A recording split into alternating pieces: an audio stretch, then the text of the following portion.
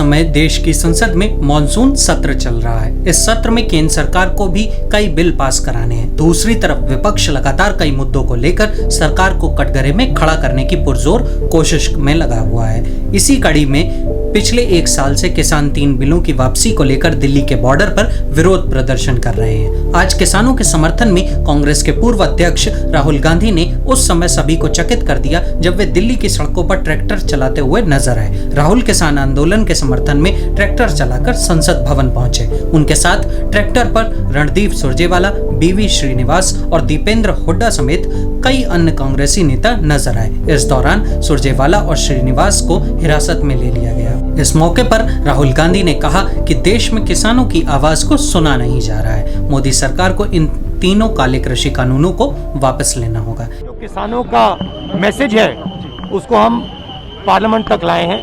Parliament में इसके बारे में चर्चा नहीं करने देते हैं, किसानों को दबा रहे हैं, हिंदुस्तान के सब किसानों को दबा रहे हैं। इसलिए हम यहाँ ट्रैक्टर पे आए। काले कानून है, इनको वापस लेना पड़ेगा। ये 2-3 बड़े उद्योगपतियों के फायदे के लिए है।